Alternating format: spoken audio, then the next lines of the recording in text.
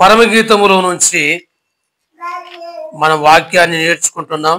పరమగీతము 2వ అధ్యాయం. పరమగీతము 2వ అధ్యాయము మొదటి వచనాలు మనం చదువుకుందాం.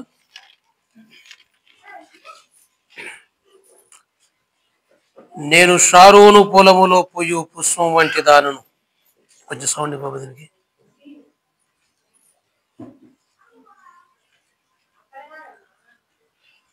షారోను పొలములో పోయి పుష్పం వంటి దానను, లోయలో పుట్టు పద్మం వంటి దానను.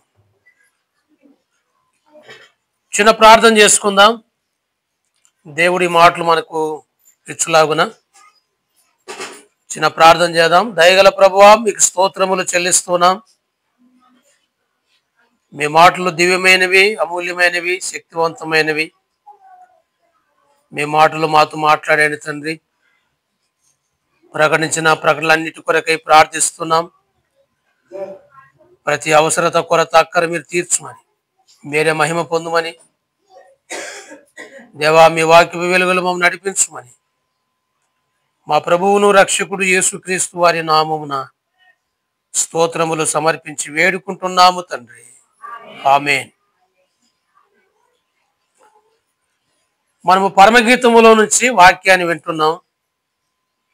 షులమితి యొక్క పోలికలు. మన మొదటి అధ్యాయంలో 4 పోలికలు చూసాం. ఒకటి 5వ వచనంలో, మొదటి అధ్యాయం 5వ వచనములో కేదారు వారి గుడారములు. రెండవది సొలొమోను నగరు తెరలు. మూడవది 9వ వచనములో ఫరో యొక్క రథాశ్వములు. 4వది 15వ వచనములో నీ కన్నులు గువ్వ కన్నులు గువ్వ. కాబట్టి ఇక్కడ షులమితి 4 విధాల పోలికలు. కేదారు వారి గుడారానికి పోల్చబడింది. రెండవది సొలొమోను నగరు తెరలకు పోల్చబడింది. మూడవది ఫరో యొక్క రథాశ్వములకు పోల్చబడింది. 4వది గువ్వకు పోల్చబడింది. గువ్వ అంటే పావురం, పావురానికి పోల్చబడింది. ఈ 4 పోలికలు కూడా అందులో ఉన్న ఆత్మీయమైన పాఠాలు మనం ఇదివరకే నేర్చుకున్నాం. ఈవేళ 5వ పోలిక ఏంటంటే 2వ అధ్యాయం, పరమగీతము 2వ అధ్యాయం 1వ వచనంలో షారోను పొలములో పూసిన పుష్పం. షులమితి పుష్పానికి పోల్చబడింది, పూలకు పోల్చబడింది. ఈ పుష్పం కూడా 3 స్థలాలలో ఉంది. పుష్పం మనం ఈ 2వ అధ్యాయంలోనే 3 స్థలాల్లో ఉంది పుష్పం. చూడండి, మొదటిగా షారోను పొలములో పోయి పుష్పం అని ఉంది. రెండవది లోయలో పుట్టు పద్మం, లోయలో ఉన్న పుష్పం. షారోనులో ఉన్న పుష్పం, రెండవది లోయలో ఉన్న పుష్పం, మూడవది బలురకసి చెట్లలో వల్లి పద్మం ఉన్నట్లు. బలురకసి చెట్ల అంటే కంపలో ఉంది పుష్పం. 3 స్థలాలలో ఉన్న పుష్పం ఇది. షులమితి పుష్పానికి పోల్చబడింది. ఈ పుష్పం కూడా ఎక్కడెక్కడ ఉంది? 3 స్థలాలు కదా. ఒకటి షారోను పొలం, రెండవది లోయలో ఉన్న పుష్పం, మూడవది బలురకస్ చెట్లు. బలురకస్ అంటే కంప, కంప చెట్లలో ఉన్న పుష్పం. అయితే ప్రియులారా, ఈ షులమితి విశ్వాసులకు పోలికగా ఉంది. ప్రభు నమ్మిన మనమే. షులమితి అంటే మనమే. మరి మన స్థానాన్ని మనము గుర్తించాలి. మన స్థానం ఏమై ఉంది కదండి. ఈ పుష్పము మనమే. ఈ పుష్పము మనమే. ఎక్కడ ఉండాలి? షారోను పొలములో పూసిన పుష్పం. షారోన్, ఈ షారోన్ అనే స్థలం ప్రియులారా, ఇది మధ్యధర సముద్రానికి, సమరయ ప్రాంతానికి మధ్యలో ఉన్న భాగం. మన బైబిల్ మ్యాప్లో కూడా కనపడుతుంది. పైన లెబనాను పర్వతాలు ఉన్నాయి, ఆ పర్వతాలు కింద ఇంకొక పర్వతం కర్మేలు పర్వతం ఉంది. ఆ కర్మేలు పర్వతం దిగువ భాగంలో ఉంటుంది ఈ ప్రాంతం. ఈ ప్రాంతాన్ని షారోన్ అని పిలుస్తారు. ఇది అరణ్యమే గాని అది సారవంతమైనది. షారోన్ అంటే అర్థం సారవంతమైన అని అర్థం. షారోన్ అంటే సారవంతమైన స్థలం అని అర్థం. ఈ షారోను పశువులకు మేత స్థలం అని కూడా రాయబడింది. ఈ షారోను అనేది ఒక ఊరికి కూడా పెట్టబడిన పేరుంది. షారోన్ అనే ఒక ఊరు కూడా ఉంది. కాబట్టి ఇప్పుడు ఈ 3 విధాలుగా ఈ షారోను గురించి మనం చెప్పుకుంటున్నాం. ఒకటి, అది అరణ్య ప్రాంతం. రెండవది, అది మైదాన ప్రాంతం, పచ్చిక బయలుండే స్థలం. మూడవది, అది ఒక ఊరు. చూడండి, దానికి ఆధారాలు మనం గమనిస్తే యెషయా గ్రంథంలో 35వ అధ్యాయం చూడండి. యెషయా గ్రంథము 35వ అధ్యాయం 2వ వచనం చూడండి. మొదటి 2 వచనాలు విందాం. యెషయా గ్రంథము 35వ అధ్యాయము మొదటి 2 వచనాలు చూడండి. అరణ్యమును ఎండిన భూమియు సంతోషించును, అడవి ఉల్లసించి కస్తూరి పుష్పం వలె పోయును, అది బహుగా పోయుచు ఉల్లసించును, ఉల్లసించి సంగీతములు పాడును, లెబనాను సౌందర్యము దానికి కలుగును, కర్మేలు షారోనులకున్న సొగసు దానికి ఉండును. ఇక్కడ కూడా ఉంది కదండి, కర్మేలు షారోనులకున్న సొగసు. ఇది అరణ్యమే. 35వ అధ్యాయం మొదటి వచనములో అరణ్యము అని ఉంది కదా. ఈ అరణ్యమే సొగసైన భూమిగా తయారవుతుంది. షారోన్ అంటే సొగసు, సౌందర్యం అని మనము ఇందులో చూస్తున్నాం. తర్వాత దినవృత్తాంతాల మొదటి గ్రంథములో ఈ షారోను గురించి దినవృత్తాంతాలు మొదటి గ్రంథం 27వ అధ్యాయం, దినవృత్తాంతాలు మొదటి గ్రంథం 27వ అధ్యాయము 29వ వచనం, 27, 29 చూడండి. షారోనులో మేయు పశువుల మీద, షారోనులో మేయు పశువుల మీద, షారోనీయుడైన సిట్రయు లోయలలోని పశువుల మీద అద్లై కుమారుడైన షాపాతును నియమింపబడిరి. ఇక్కడ దావీదు రాజు కాలంలో దావీదు యొక్క మంత్రులు, దావీదు యొక్క పనివారు, దావీదు యొక్క పనిచేసేటువంటి ఆ సిబ్బందిని గురించి ఈ వచనాలు చెప్పబడ్డాయి. మంత్రులు ఎవరు, సైన్యాధిపతులు ఎవరు, పనిచేసేవారు ఎవరు, ఇవన్నీ కూడా ఈ దావీదు కాలంలో ఉన్న రాజ్యములో అక్కడ ఉన్నటువంటి వ్యక్తులు ఎక్కడెక్కడ పని చేయాలి అనే విషయాలు చెప్పబడ్డాయి. అయితే ఇక్కడ షారోను అనేది ఒక పొలం.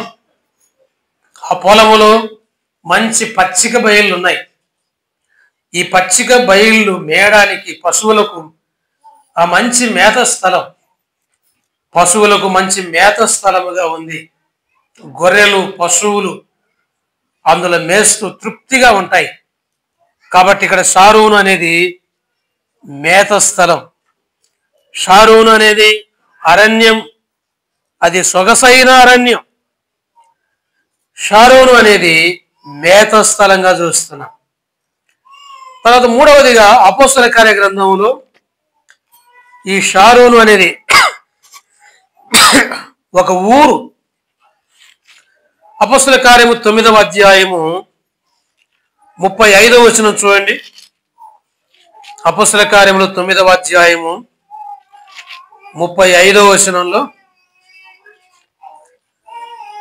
35వ వచనం చూడండి. వెంటనే అతడు లేచెను, లుద్దలోను షారోనులోను కాపురమున్న వారందరూ అతని చూచి ప్రభువు తట్టు తిరిగిరి. షారోనులోను కాపురమున్నవారు.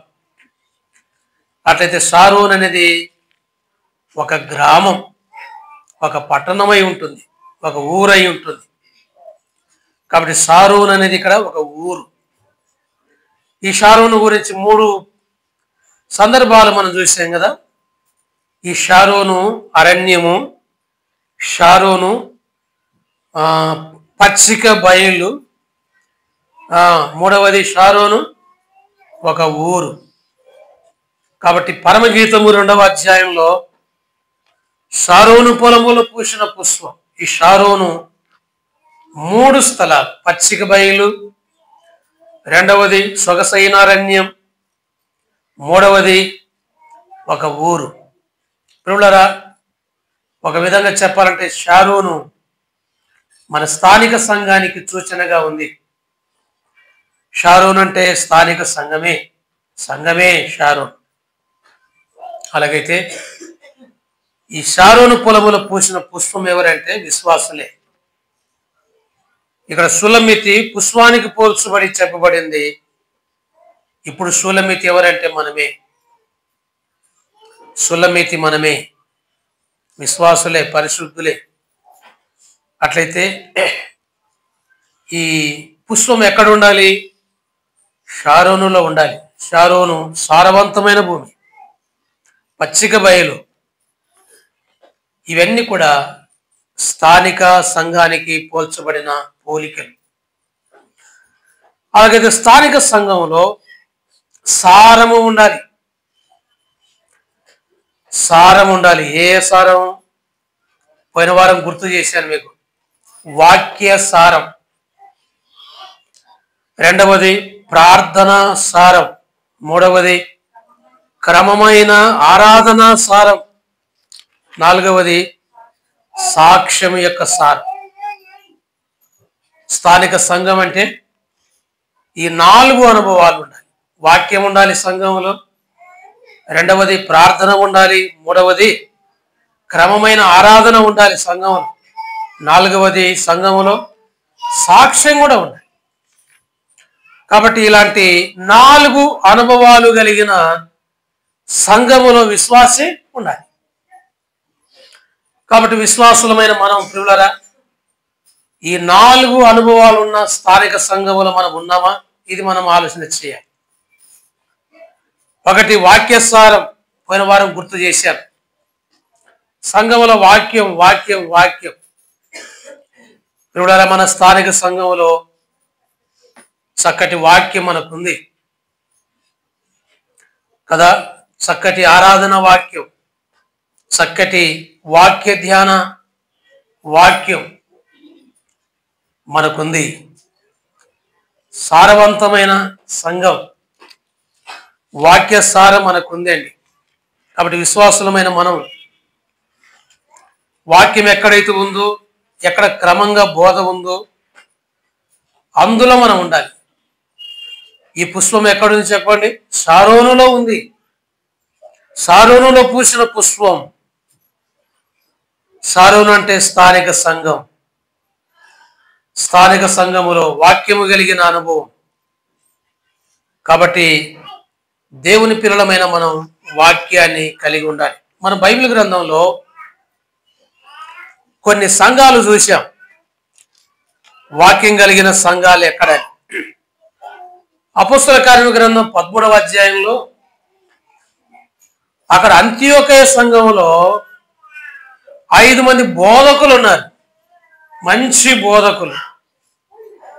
అపొస్తల కార్యం 13వ అధ్యాయంలో అక్కడ 5 మంది బోధకులు ఉన్నారు. బోధకులు ఉన్న సంఘం. సంఘములు కూడా ఎవరు ఉండాలా? బోధకులు ఉండాలి.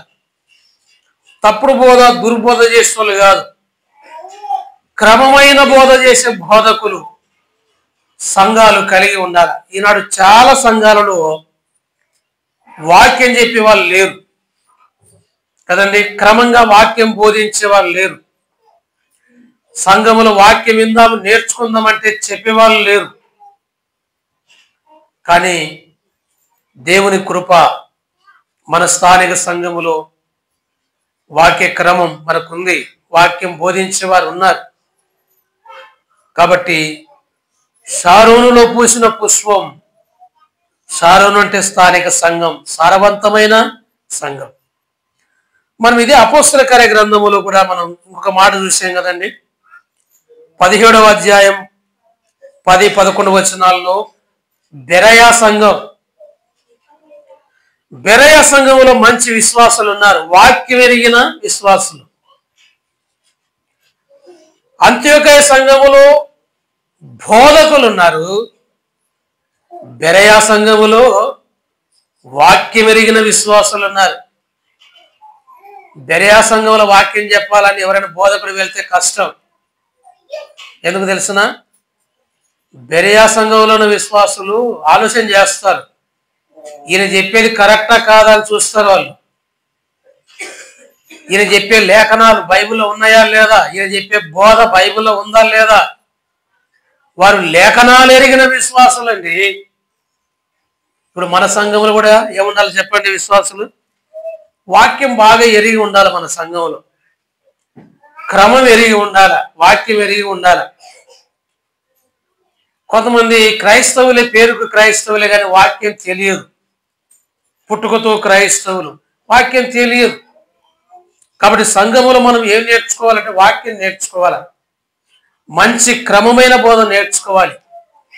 బెరయా సంఘంలో ఉన్న విశ్వాసులు ఎటువంటి వాళ్ళు చెప్పండి? వాక్యం ఎరిగిన విశ్వాసం.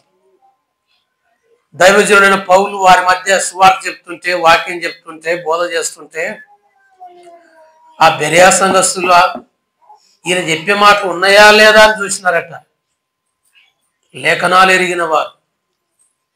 మన బైబిల్ గ్రంథంలో ఎన్ని పుస్తకాలు ఉన్నాయండి? 66 పుస్తకాలు ఇందులో ఉన్నాయి. ఆది కాండం మొదలుకొని ప్రకటన గ్రంథం వరకు ఉన్నాయి. ఈ 66 గ్రంథాలు మనం ఎరిగి ఉండాలి. కొంతమంది రెఫరెన్స్ చూసి తగ్గబడతారు, అది ఎక్కడుందో తెలియదు కదా. ఒక్కొక్క గ్రంథం దాని చరిత్ర మనకు తెలిసి ఉండాలి. విశ్వాసమైన మనం నేర్చుకోవాలి. వాక్యం చెప్పే బోధకుడు ఎరిగి ఉండాలి. వాక్యం చెప్పే బోధకులు కూడా ఆది కాండం నుంచి ప్రకటన గ్రంథం వరకు గ్రంథం యొక్క సారాంశం, దాని సందర్భం, దాని వివరాలు తెలిసి ఉన్నప్పుడే వాక్యం బోధించగలుగుతారు. తెలియకపోతే ఏం చెప్పలేరు.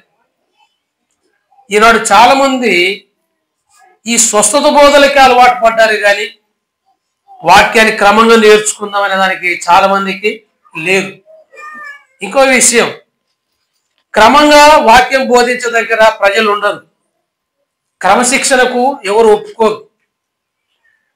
ఎటు పడితే అటు తిరిగేతోళ్ళు, పత్యము లేని ప్రార్థన, పత్యము లేని బోధ దగ్గర గుంపులు గుంపులు ఉంటారు జనాలు. ఎందుకంటే ఏమైనా చేయొచ్చు, ఎటైనా తిరగవచ్చు, మళ్ళా ప్రార్థన రావచ్చు. కానీ క్రమశిక్షణ చెబితే, వాక్య క్రమాలు చెబితే కొంతమంది నోచుకోలేరు. అవి ఇంత కష్టమా, ఉండలేం అని వాళ్ళు. కాబట్టి పిల్లలారా, షారోను అనే ఈ పదం సారవంతమైన భూమి.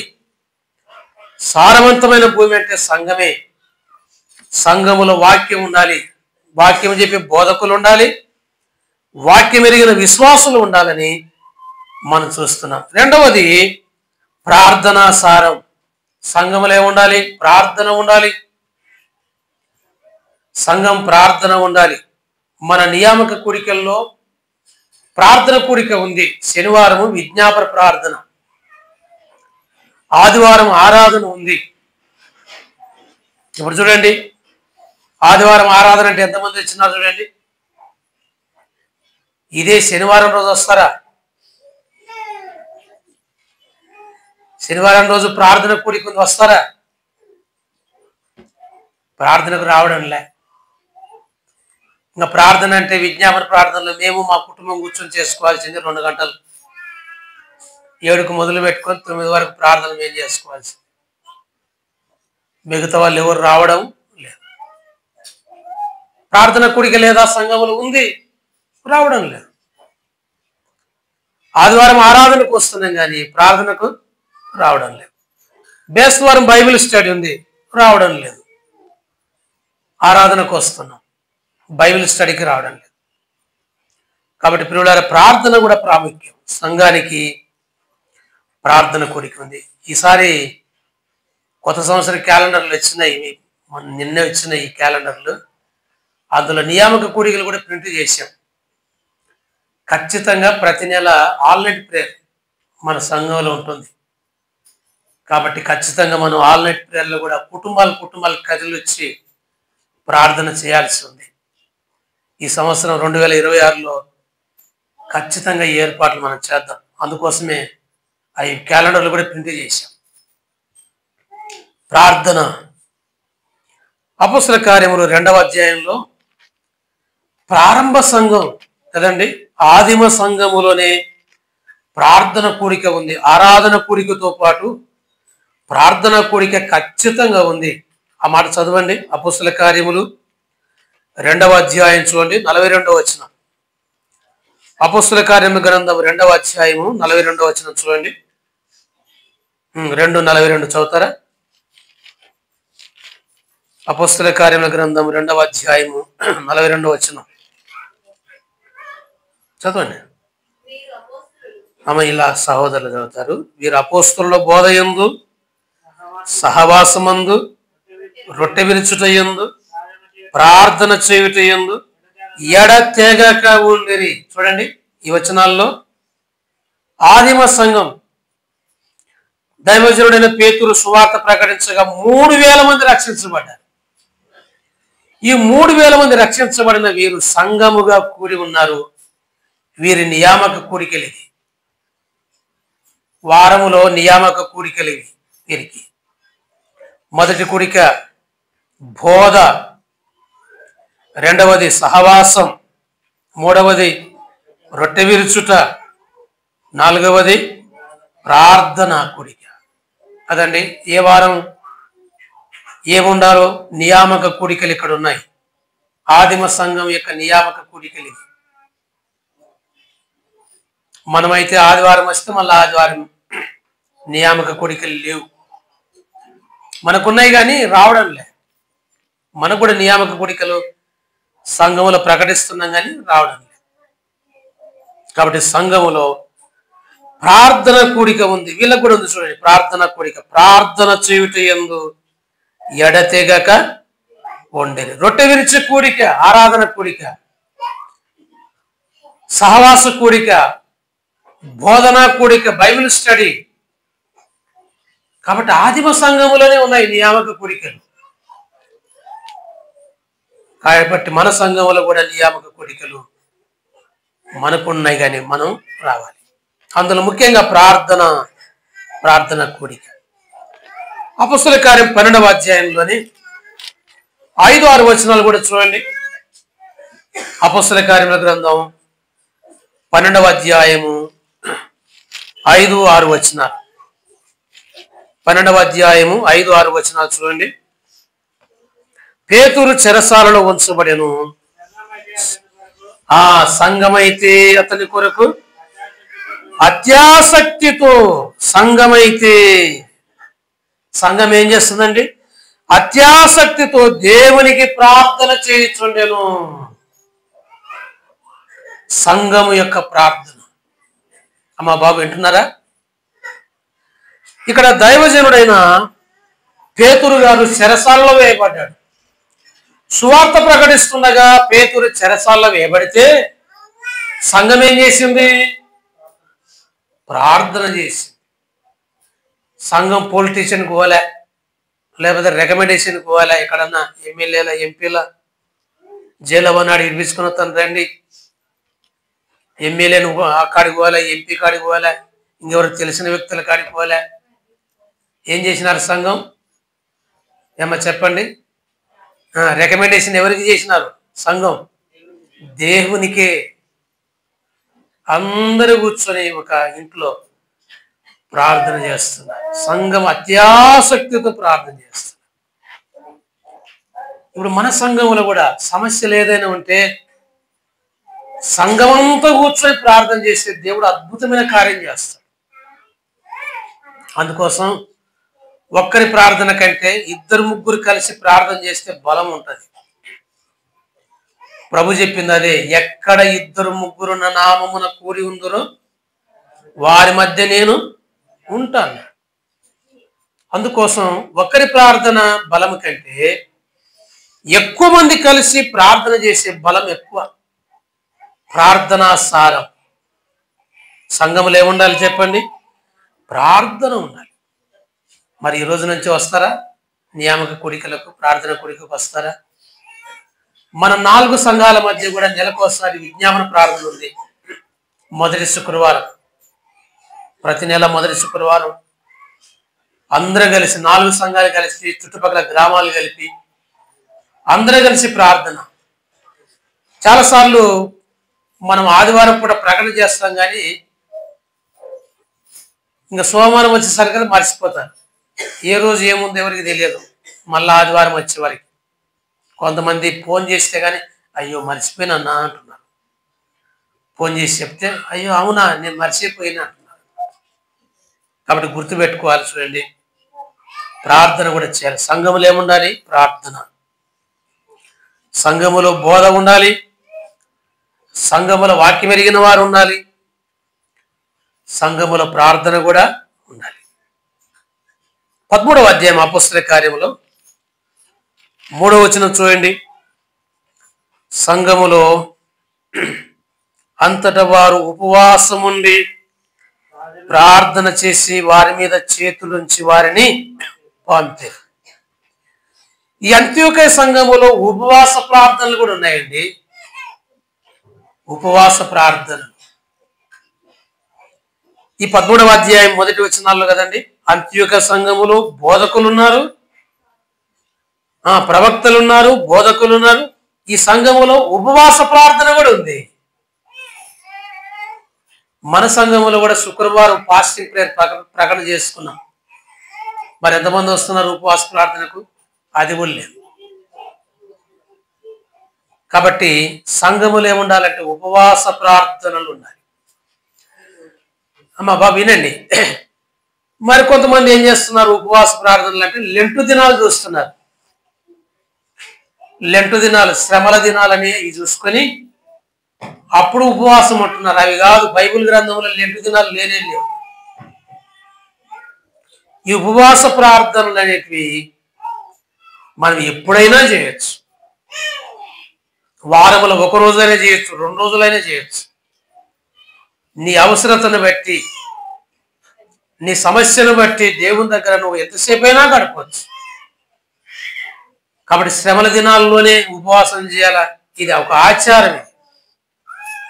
ఇది మనుషులు పెట్టిన ఆచారం. ఆదిమ సంఘంలో లేవు ఇవి, బైబిల్లో లేవు. బైబిల్లో లేనివి ఎక్కువ ఆచరణలో ఉన్నాయి.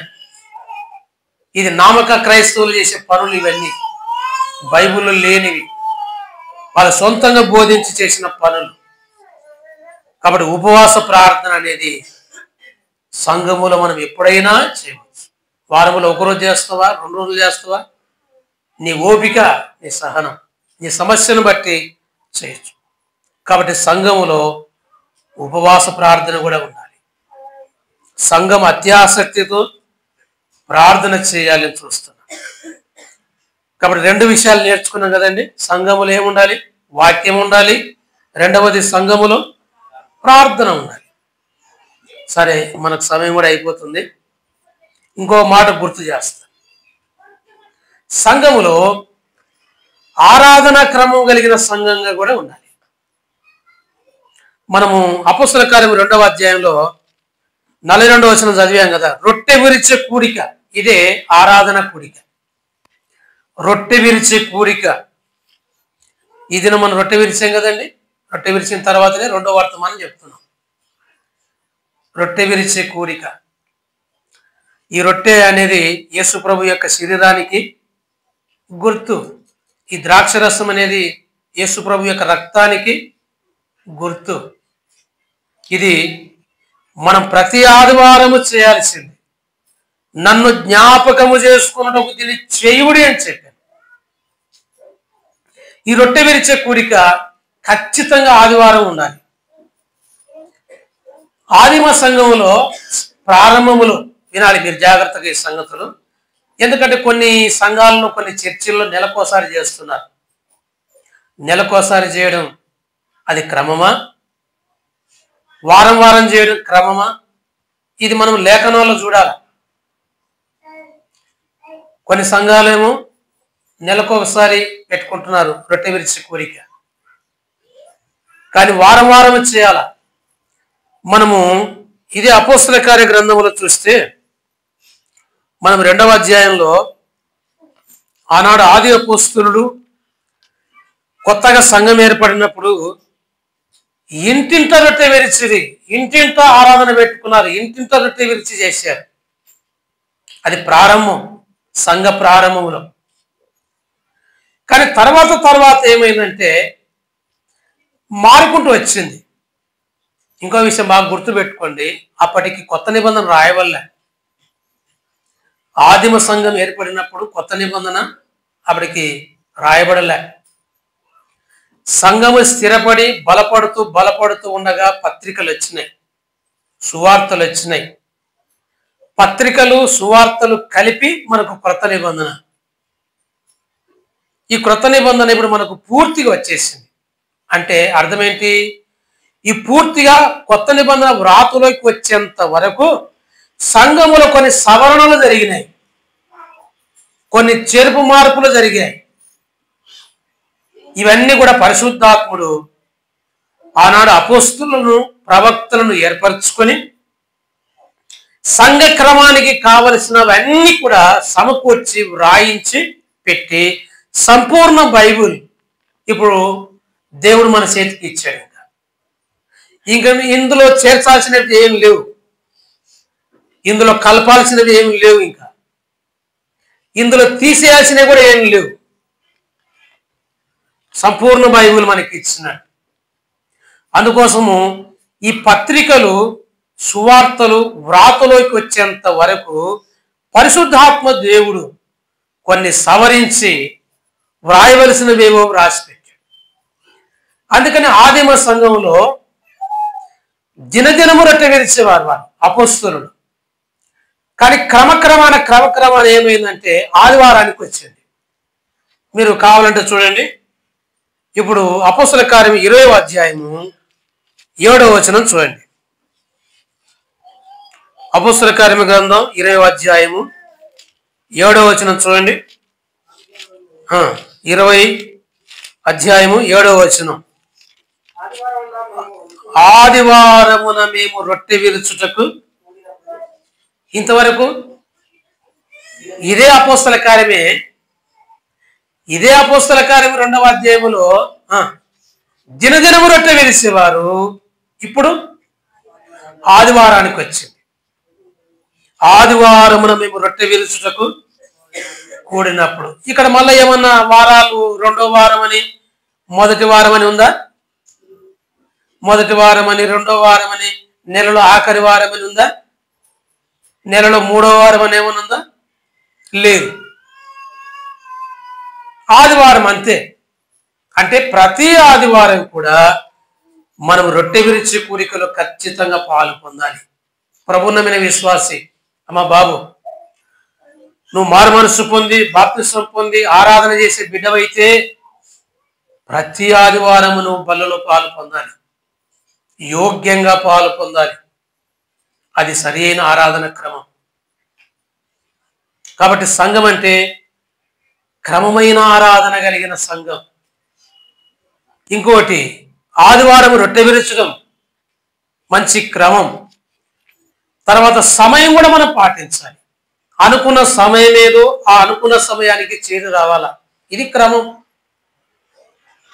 మనం 11 గంటలకు అనుకున్నాం, మనకు సమయం అది. ఆ సమయానికి మనం ఖచ్చితంగా రొట్టె విరిచే కూడికకు రావాలా, రొట్టె విరిచే కూడికకు రావాలా. ఏ సమయానికి రావాలి మనం? మన సమయం 11, పెంట్ల వెళ్ళు 9 గంటలకే, కొప్పునూరులో 7 గంటలకి, పెద్దదగడలో 7 గంటలకి. ఎందుకంటే మనకు ఆ సమయాలు అనుకూలం కాబట్టి అట్లా అనుకున్నాం. అయితే మనం ఏమైతే అనుకున్నామో ఆ టయానికి అయితే మనం రావాలి. మన వసతిని బట్టి సమయం అనుకుంటే ఆ సమయానికి ఖచ్చితంగా రావాలి. మరి పెద్దగడలు 7 గంటల కంటే చూడండి పొద్దున్నే రావాలి. చలికాలం అంటే ఇంకా కష్టం.